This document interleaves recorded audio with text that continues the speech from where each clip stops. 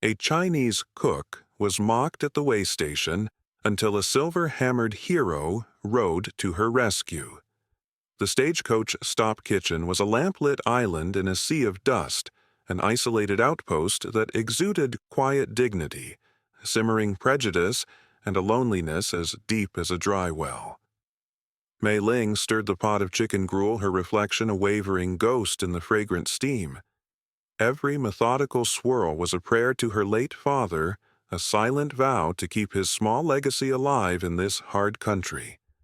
She wasn't just cooking. She was honoring a promise that had become her cage. The harsh laughter of cowboys sliced through the twilight, the familiar sound of trouble looking for an easy target. They saw a lone girl, a delicate thing to be broken for sport. Tonight they would get their fun. They were about to make their move, but what those hell-raisers didn't see was the tall stranger who had just dismounted a man with the memory of the Mississippi in his quiet eyes, carrying a different kind of justice in his hands. The leader of the cowboys, a man named Jed, whose face was a permanent sneer carved into sunburnt leather, swaggered forward. The scent of him, stale whiskey sweat and cheap tobacco, fouled the clean gingered air of Mei Ling's kitchen. He loomed over the pot, his shadow a vulgar stain on her polished stovetop. "Well, now looky here, boys," he drawled, his voice a lazy, cruel instrument. "The little China doll's been cooking up her swamp water again." His companions roared with the kind of practiced laughter that needed no real humor to fuel it, only a shared contempt. Mei Ling's shoulders tightened, a familiar, painful reflex. She did not look up. She focused on the steady rhythmic stirring of her ladle, the gentle scrape of wood against iron, a small familiar prayer in a world of sacrilege. Her father had taught her that. Let their words be wind, Mei Mei.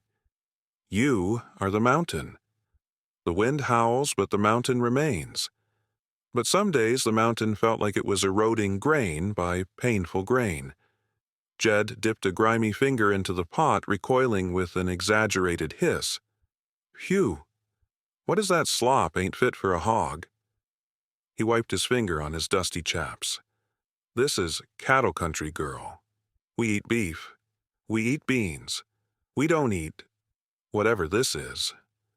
The words were stones thrown not at her food, but at her home, at the memory of her father who believed with all his heart that a warm bowl of gruel could be a bridge between worlds.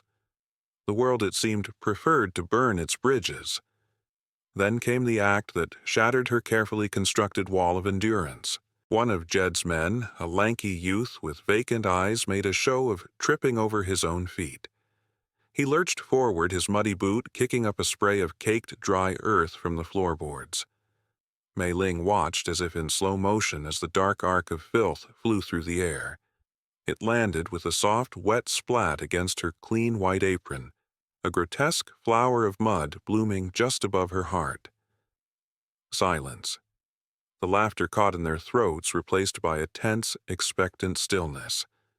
This was different. This had crossed a line from verbal taunts to a physical mark of defilement. Mei Ling's hand, the one holding the ladle, began to tremble. A hot, furious shame washed over her, so potent it threatened to steal her breath. She could feel their eyes on her, waiting for the tears for the outburst that would complete their sport. She would give them nothing. She carefully placed the ladle on its rest, took a deep, steadying breath that felt like swallowing broken glass, and reached for a cleaning rag. Her world had shrunk to this single humiliating task to erase the mark of their hatred.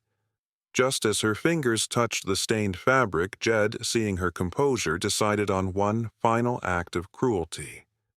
He snatched a spoon, dipped it into the pot, and slurped a mouthful of the gruel. His face contorted in a mask of theatrical disgust. With a loud, wet retch, he spat the mouthful onto the clean pine floorboards at her feet. A thick, viscous puddle of her father's legacy now mixed with a stranger's contempt. That was the moment the door creaked open. He entered not with a bang, but with the quiet weight of a river stone settling at the bottom of a stream. He was tall, his frame filling the doorway, his long duster coat the color of the trail. He was just another traveler, another face to feed, but there was a stillness to him that was different. He didn't swagger, he didn't shout. His eyes, the color of a twilight sky, swept the room, once taking in the scene with an unnerving, comprehensive calm. He saw the laughing men, the puddle on the floor, and finally he saw her, a small frozen figure holding a dirty rag to a dirtier apron. And he looked at her not as a china doll, not as a servant, but as a person. "What's your business here, stranger?" Jed snarled, annoyed that his audience's attention had been stolen. "This don't concern you." The tall man ignored him completely, as if Jed were nothing more than a piece of furniture. He took slow, deliberate steps forward, his boots making a soft, steady sound on the floorboards, a rhythm that countered the frantic pounding in Mei Ling's chest. He walked past Jed, past the sneering cowboys, and stopped directly in front of her. She flinched, expecting another blow, another insult. Instead, he simply stood there, his presence a sudden silent shield. From the pocket of his duster, he produced a square of linen, immaculately white, folded with a crisp precision. A gentleman's handkerchief. It was the most out-of-place object in this entire God-forsaken territory. He didn't offer it to her. He gently took her trembling hand, the one still clutching the soiled rag, and unfolded his clean handkerchief over her knuckles, his touch surprisingly warm. "Leave the mud to those who belong in it." He said, his voice a low, quiet rumble meant only for her ears. It was the kindest sound she had heard in years. "These hands are for making better things." Jed, enraged at being so thoroughly dismissed, took a step forward. "I asked you a question. Damn you." The stranger finally turned his head, his calm eyes now holding a chill that was colder than any winter wind. "And I found my answer," he said, his voice still quiet but carrying an authority that was absolute. "Your business here is finished." There was no threat of violence, no hand hovering over a gun. There was only a profound and unshakable finality. Jed stared at him at the sheer unnerving certainty in the man's gaze, and for the first time he seemed to shrink. The fun was over. This wasn't sport anymore. This was something else, something he didn't understand and didn't want to challenge. With a final pathetic spit onto the floor, Jed turned. "Come on, boys. This place stinks of strange cooking anyway." He and his cronies clomped out their departure, a noisy, hollow echo of their arrival. The door slammed shut behind them, plunging the room into a ringing silence. It was over. Mei Ling stood frozen, staring at the pristine white cloth that now covered her hand. She had been defended, not with fists or fury, but with a quiet act of dignity. She looked up at the stranger, her heart a wild, confused bird in her chest. He turned back to her, the chill in his eyes melting away, replaced by a gentle sadness. He glanced at the desecrated gruel on the floor, then at the pot still simmering on the stove, its fragrant steam a testament to her unbroken spirit. He didn't say another word. He simply walked to the stack of clean bowls, his movements slow and deliberate, and picked one up. He turned back toward the stove, toward her, toward the pot. Mei Ling stood frozen, a statue carved from shock and disbelief.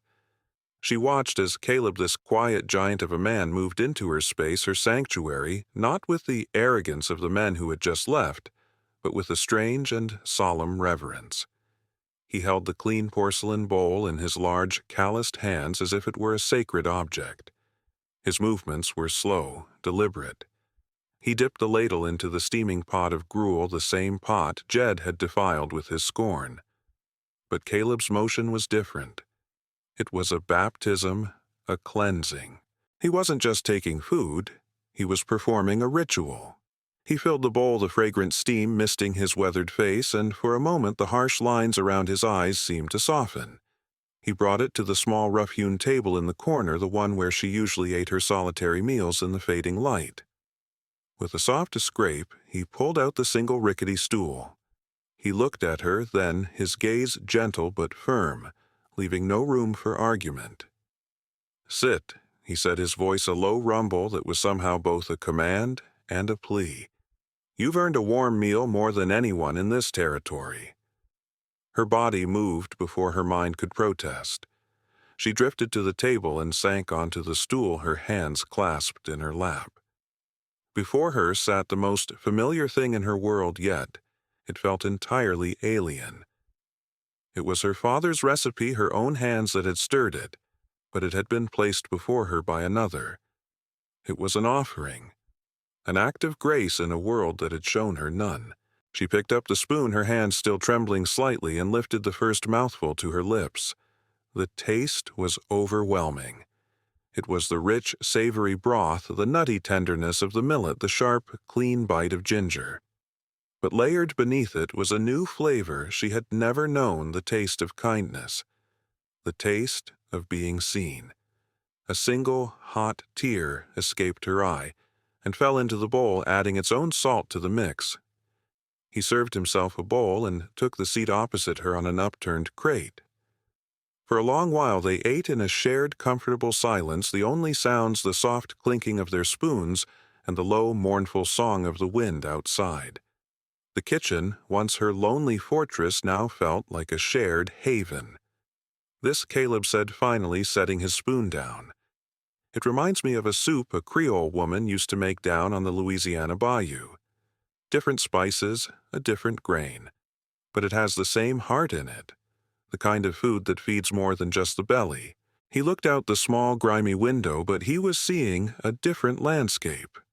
A world of murky water and weeping cypress trees. "I was a ferryman for a good many years. On the Mississippi." He smiled, a faint, sad gesture. "My job was to move people from one side to the other.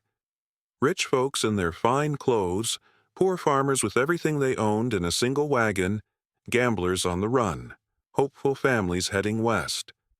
I saw them all." He leaned back, his broad shoulders slumping slightly with the weight of memory. "You see people for who they really are on a river crossing. They're vulnerable, leaving one life not yet in the next. They're scared and they're hopeful all at once. The river, it teaches you things. It teaches you that most folks are just trying to stay afloat. And it teaches you that a man's character has nothing to do with the color of his skin or the language on his tongue. It's about whether he helps the other fellow pull on the rope or if he cuts it." Mei Ling listened, captivated. He was giving her a piece of his past, a reason for the man he was.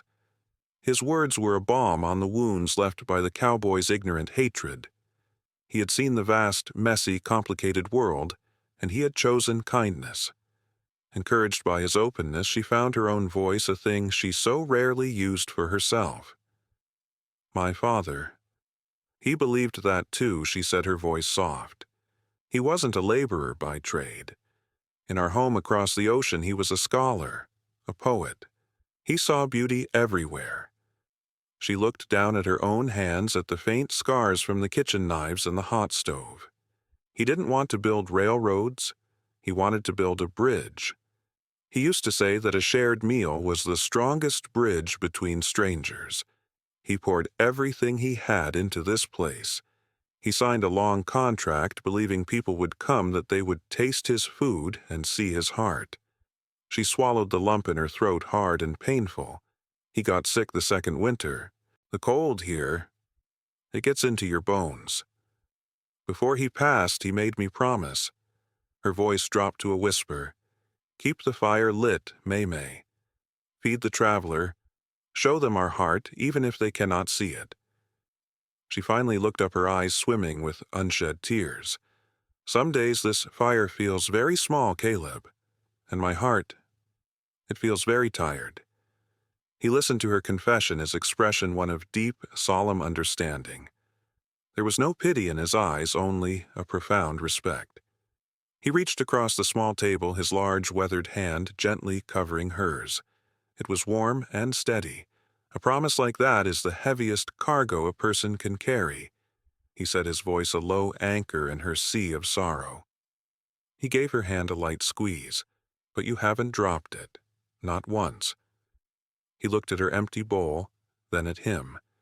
"And you're wrong. They can see it. I can see it. The stories were told. A bridge was built in the small lamp-lit kitchen, and for the first time in a very long time, Mei Ling did not feel alone. The wind still howled outside, the desert was still vast and uncaring, but inside her small sanctuary, another fire had been lit, one that she knew with a sudden startling certainty would not be so easily extinguished. The next dawn broke with a fragile, hopeful light, painting the eastern sky in hues of soft rose and pale lavender. The tension of the previous day had vanished, carried away by the night wind, leaving behind a new atmosphere in the small kitchen. It was a quiet still, but it was the quiet of shared understanding, not of lonely endurance. When Caleb entered, his tall frame no longer seemed to fill the room with an imposing presence, but with a comforting one. "Morning, May," he said, his voice a low, easy rumble. The shortening of her name was a small stone dropped into a still pond, its ripples spreading through the quiet air. She looked up from the stove, a shy but genuine smile touching her lips for the first time. "Good morning, Caleb." Later, when the woodpile for the great cooking stove ran low, he followed her out into the scrubland behind the station. The desert was a harsh and beautiful place in the morning light. Gnarled mesquite trees clung to the dry earth, their silhouettes stark against the vast empty canvas of the sky. He watched as she moved through the landscape, her knowledge of this place as intimate as his was of the river. She pointed out the dead, silvered branches of ironwood. "This one," she said, her voice soft. "It burns slowest and with the most heat. My father taught me to look for the color of the wood. The ones that have given up their water to the sun make the best fire." He, in turn, would break a branch thicker than her arm over his knee with a sharp crack, his strength a practical and simple offering. They worked together, a silent rhythm of shared purpose. He the strength, she the wisdom. He carried the heavy load back to the kitchen, following in her footsteps, feeling a strange sense of purpose that had nothing to do with a destination or a profit. It felt simply like coming home. That evening, she made a decision. She pushed the pot for the gruel aside. Tonight, she announced, a playful light in her eyes he had never seen before. "We do not eat the food of survival. We eat the food of celebration. I will make lamian." He watched, mesmerized, as she began to work a simple ball of dough. In her hands, it became a living thing. She pulled and twisted and folded, her movements a fluid, hypnotic dance. The dough stretched into impossibly long, thin strands, looping through the air like silken ribbons before she folded them back on themselves again and again until she held a sheaf of perfect, delicate noodles. It was magic, a craft passed down through 100 generations now, alive in a dusty kitchen at the edge of the world. "You have to feel the dough," she said, her cheeks slightly flushed with the effort and a dusting of white flour. "Let it tell you where it wants to go." She looked at him, her smile a gentle challenge. "Would you like to try?" He felt a laugh bubble up, a sound so unfamiliar it startled him. His hands, which could tie any knot, navigate any river current, and handle the recoil of a shotgun, were clumsy and foreign in this new territory. He took the soft, pliant dough, and his first attempt to pull it ended with a clumsy tear. The noodles snapped. Mei Ling's laugh was like the chime of a small, clear bell. "It is not a rope to be conquered, Ferryman. It is a river to be guided." She stepped behind him, her presence a sudden warmth at his back. "Here," she whispered. She placed her small, flour-dusted hands over his large ones, her fingers gently guiding his. "Feel it, the rhythm, a long, gentle pull, and fold, like a wave folding onto the shore." He could feel the warmth of her hands through his own, the whisper of her breath near his cheek. The world outside, the harsh desert, the lonely past, it all fell away. There was only the soft texture of the dough, the dusting of flour in the air, the shared quiet space of their breathing, and the profound electric intimacy of her touch. His hands under hers finally began to learn the language. They ate the noodles by the light of the fire in a comfortable, easy silence. They were not perfect noodles. Some were thicker than others, a testament to his clumsy efforts. But to Jasper, it was the best meal he had ever tasted. It tasted of shared laughter and gentle patience. The fire burned low, casting their shadows long and dancing against the rough wooden walls. He looked at her at the way the firelight caught the curve of her cheek and the deep, peaceful calm in her eyes. The man who had spent his life on the move, who believed home was just a word for a place you hadn't left yet, felt a strange and powerful urge to drop anchor. This feeling, this quiet moment by a fire with this woman, was more of a destination than any city or port he had ever seen. He didn't touch her. He didn't speak. He simply poked the dying embers with a stick, watching the sparks rise up into the darkness like scattered, hopeful stars. But in the west, he knew stillness was a luxury, and the sound of distant wheels was always just over the horizon. The peace they had built was a fragile, beautiful thing, a house of cards in the path of a storm. They learned its fragility the next morning. They were sharing a quiet breakfast of leftover noodles, the early light soft and forgiving when the sound came. It was faint at first, a long, mournful cry carried on the wind, so distant it might have been a hawk. But they both knew what it was. The stagecoach horn, a sound that for Mei Ling had always meant work and weary travelers. Today it was the sound of an ending. They both went still, a spoon halfway to a mouth, a cup frozen in the air. Their eyes met across the small table, and in that shared glance a world of unspoken things passed between them. The comfortable intimacy of the past days evaporated, replaced by the stark, cold reality of their situations. He was a traveler. She was a fixture. He was passing through. She was staying behind. The kitchen, which had become their shared sanctuary, suddenly felt like her cage once more. The rest of the day was a long, slow dance of avoidance. They moved through their routines with a heavy, deliberate grace, the air thick with words they could not bring themselves to speak. He chopped the last of the firewood with a fierce, focused energy, the rhythmic thump of the axe a substitute for conversation. She prepared the big pot of gruel for the incoming passengers, her movements precise and automatic, her mind 1,000 miles away. They were two people standing on opposite sides of a river that was about to grow impossibly wide. Mei Ling watched him as he worked. She watched the easy strength in his shoulders, the way he moved with a quiet confidence that seemed at home anywhere in the world. And a familiar ache, the dull throb of loneliness, began to return to her chest. It was sharper this time, more acute, because for a few short days she had known what it felt like to be free of it.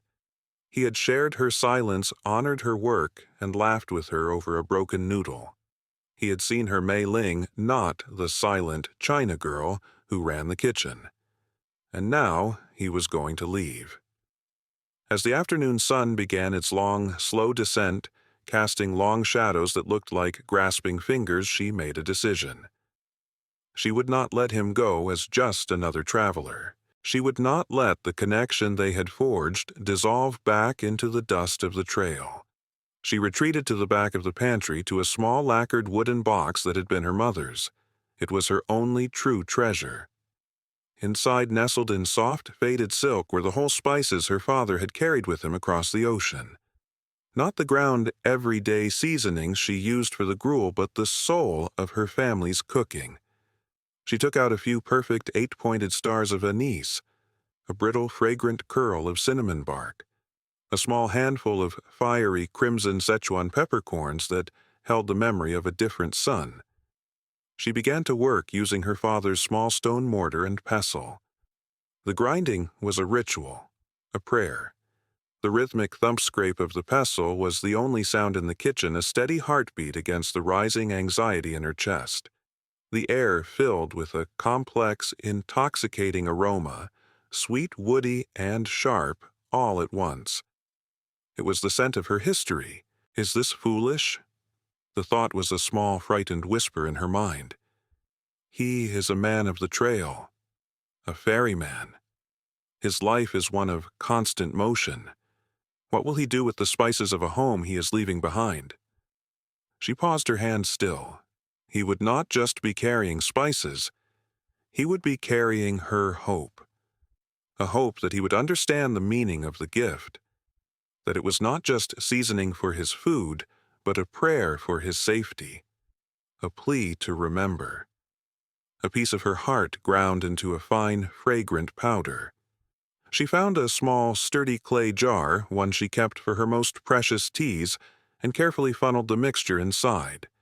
She sealed it with a tight cork and a drop of melted wax from a candle her own thumbprint pressed into the soft surface before it hardened. A seal of promise. Just as she finished, the rumble began. A low vibration in the floorboards that grew into the familiar chaotic thunder of the approaching stagecoach. It was here. Caleb entered the kitchen, his bedroll slung over his shoulder, his duster coat settled back into place. He looked like a traveler again. Her heart clenched. It's time, he said, his voice low. He couldn't quite meet her eyes. She stood in the doorway, half hidden in the shadows, the clay jar clutched in both hands. It was warm against her palms. The noise from the station was a roar, the drivers shouting, the horses, snorting, weary passengers dismounting. It was the world flooding back in. Caleb, she began, her voice barely audible. He turned his gaze, finally finding hers, and his expression was a question. The driver's call cut through the air, a final, brutal command. All aboard for the westward line. We're burning daylight. In her hands, she held her heart sealed in a clay jar. And in the space of a single shattering heartbeat, she had to decide whether to keep it safe within the lonely walls of her kitchen or to give it away to the wind. The driver's call, all aboard, we're burning daylight, was a brutal final slash across the fragile tapestry they had woven. It was the voice of the world, impatient and unforgiving, a world that did not wait for trembling hands or uncertain hearts. Caleb's gaze held hers, a silent question across the chaotic yard. Stay safe in your sanctuary, or risk stepping into the storm. For a heartbeat, Mei Ling's feet felt rooted to the floorboards of her kitchen. This was her space, her fortress. Outside was the world of mud and scorn, of departures and dust. Her father had built these walls to protect her. But Caleb wasn't part of that world. He was the man who had walked through the door and shown her that kindness could be a shield more powerful than any wall. She thought of her father's courage crossing an entire ocean for a dream. Surely she could cross a dusty yard for a hope. She took a single deep breath, the scent of ginger and her own resolve filling her lungs, and she stepped out of the shadows. The world rushed at her. The noise of the station was a physical blow, the jangle of harnesses, the creak of strained leather, the shouts of men loading cargo. Dust devils danced at her feet.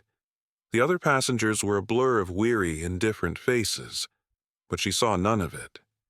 Her entire universe had narrowed to the tall, quiet man standing by the stagecoach door, his posture a study in patient waiting. He watched her approach, his face unreadable, but his eyes never left hers. She stopped before him, and for a moment the chaotic world around them seemed to fall away, muffled and distant. They stood in a small pocket of profound silence. She held out the small clay jar, her offering clutched in both hands. It felt impossibly heavy. For the trail, she said, her voice a soft thing, almost lost in the wind. The nights are cold. A warm meal. It helps. Caleb looked from the small sealed jar to her face, and his expression softened with a deep, knowing understanding.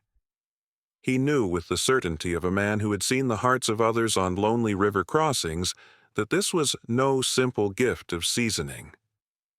"May," he began, his voice thick with an emotion he couldn't name.